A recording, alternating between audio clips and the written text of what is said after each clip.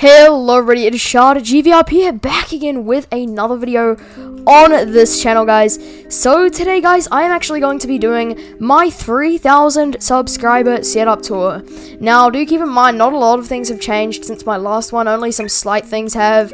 But yeah, I just decided that I would do an updated one since a lot of you guys have been requesting it, and I decided why not do it for 3k subs, which thank you guys so much for that, by the way. That is just an absolutely insane milestone, and I cannot believe that we have hit it. I mean, dude, when I started my channel, I only thought that we would probably get to maybe like 200-ish subs, not 3k. Like 3k is just absolutely bonkers, and I just did not expect this. So thank you guys so much for all the support. But yeah, anyways, let's get into the setup tour, guys. If you do end up enjoying this video as well, by the way, please make sure to leave a like and subscribe. And yeah, anyways, let's get into it. Hello everybody, welcome back to a new video on this channel, guys. So this video is probably going to end up being relatively short, as I don't really have much things to go through in my setup, but many of you guys have been asking for an updated setup tour as of recent, so I have just kind of decided why not do one now. So yeah, so to start off with here, I do actually use an office chair, and I know a lot of people may be quite surprised by this, but the reason why I actually chose to use an office chair is basically because I don't like gaming chairs, aka like those racing chairs. I don't like them, I don't like how they feel, and I think a lot of you guys could probably agree with me on that one, because this chair basically costs as much money as like a normal racing chair would, so that just shows that I don't really like racing chairs, because if I did, then I would have just bought one of those instead. So yeah, but this thing is extremely comfortable, and I honestly really like it overall. So now if I go over here, over to the edge of my desk, I actually do have a spare microphone. Oh my god. Anyways, guys, as I was saying before I literally dropped it, this is actually my spare microphone. So I did actually get this thing for like $40. It wasn't really much at all. I mainly only got it because it came with a boom arm and like a shock filter and a pop filter and stuff like that. So that's the only reason why I mainly got it, but it's good to just have a spare mic in case if my current one does unfortunately break. But yeah, my current mic is working really well so far. But yeah, this is just basically like a backup mic, so yeah, pretty cool. And then over on this side, this is all just temporary. I have like my iPad and like all my books and stuff, basically just for school. I also have this keyboard that I use. I only use this if I ever need to use a numpad, since I do use a 60% keyboard, which I'll get onto in a bit. But yeah. And then we also do have my Xbox Series S controller. So it's basically an Xbox One controller, just with some slight changes to it. Like there's grips on these triggers, and there's a share button down there. But yeah, that's really it. So yeah, so on this side right here, I actually have my Xbox Series S. It's extremely tiny. It's honestly, like, if I put the controller on top of it, it basically takes up half of the actual console. So it is extremely tiny. But it is overall a really good console, and I've honestly had a really good experience with it so far. And then right here I have some like ugly keycaps, but I do also have a keycap puller, which I do barely use, but it's still good to have just in case. So yeah, that's some of the more stuff in my setup right there. So now we're going to move on to my actual PC like area, I guess. So first thing I want to do here is review you guys my microphone. So as you guys can see here, I do have a boom arm. This thing was very cheap. Yeah, it didn't actually cost much at all. It's not the best. It does sometimes get a little bit loose down there, so I do sometimes have to, you know, adjust it a little bit. But overall, it's actually fine, to be honest. As you can see, it moves around fine, like that. It's honestly really adjustable and really nice to use. So then the only bad downside though is that the mic is always in my face now when I'm recording. So yeah, so I do usually have it like this to this side when I'm not recording. Otherwise though, when I am, I usually have it straight to my face like that. Same as live streaming as well. And then as you guys can see here, I do have a pop filter that's attached to the arm right here, which I basically just put over the mic. But yeah, I do also have a blue snowball microphone, which I believe a lot of other like Greenville YouTubers as well use this thing. And it's honestly a great microphone. For the price that it costs, it is an amazing deal.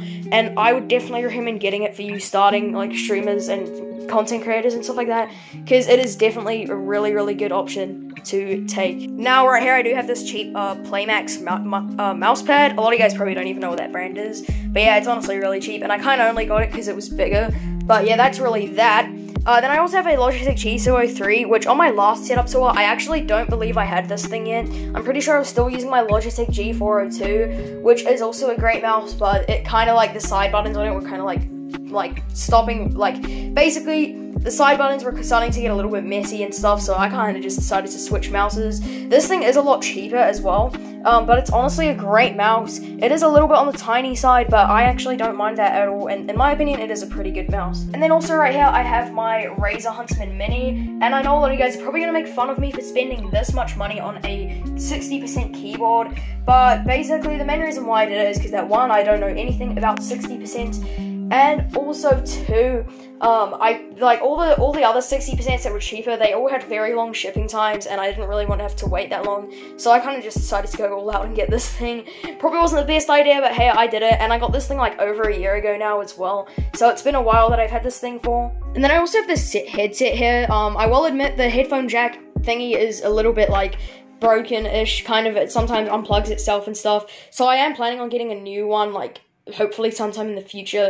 But honestly, this thing served me well. This thing's lasted me like almost 3 years, if not 3 years now, and it's honestly been great. It is a PS4 headset, but honestly it still works fine on PC. And then guys, over here I have myself my 60Hz monitor, so this thing can be overclocked to 75Hz. I have actually done it before, but yeah, right now I just have it at 60Hz. This thing is actually 27 inches, so it is quite big, and it actually has a really good display to it. This thing actually used to be my main monitor when I first started my channel, and I had this thing for about almost 3 years, when I ended up upgrading to this thing as my main monitor, which is another AOC monitor, but this time it's actually 144Hz, which basically means that I can see 144 FPS instead of only 60. So honestly, this is really, really good, to be honest. I would honestly really recommend it if your PC can handle it. Well, not necessarily like anybody's PC can pretty much handle this thing, but if you can actually get 144 FPS in a lot of games,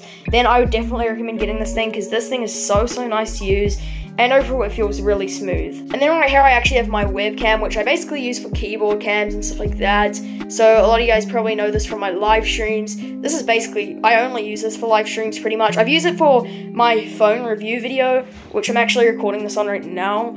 But yeah, that's really the only video I've actually used it for. Otherwise I only just use it for live streaming, and I usually just stick it to the top of my monitor like that, so then it faces down towards my keyboard down there. So yeah. Also, I just thought I'd show you guys my wire management, just so you guys can have a look there.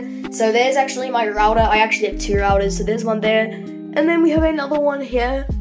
Actually, no, that's not my router. My router is behind there. So yeah, so these are my 2 routers there. Then I have my cable sleeve, which doesn't honestly really work at all, in my case at least. So yeah, my wire management is pretty horrible, but I mean at the front it honestly doesn't look that noticeable and that bad. It looks pretty fine, to be honest, so I don't really mind it. And then this is my PC. Now in my last setup tour, I don't think I actually had this PC. In fact, I don't even think I had any PC, because for those of you who don't know, like a while ago actually, my old PC landed up blowing up. Basically this happened due to like a power surge, which is basically sent too much power to my power supply, which in return blew up my PC.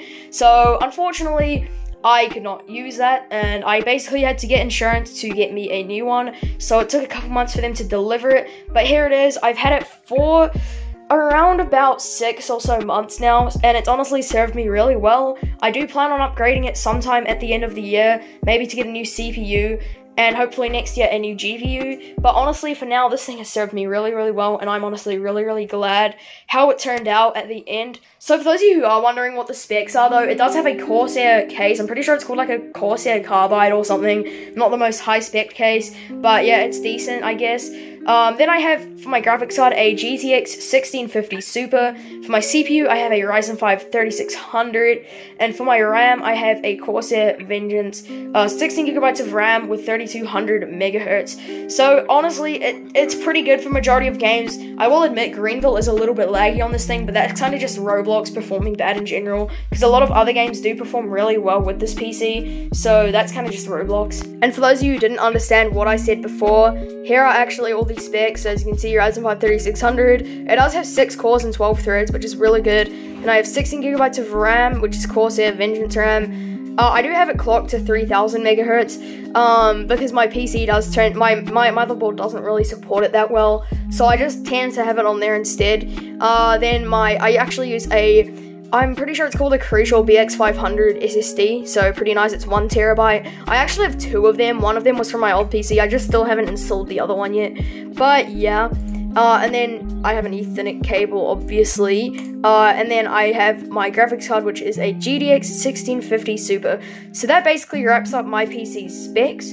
But yeah, anyways guys, that's pretty much going to wrap it up for my setup tour. Thank you guys so much for 3,000 subscribers. That is just absolutely insane to me, and I cannot believe it. But yeah, anyways, thank you guys so much for watching. If you did happen to enjoy this video, please make sure to drop a like and subscribe if you haven't already. And yeah, anyways, see you later guys, and goodbye.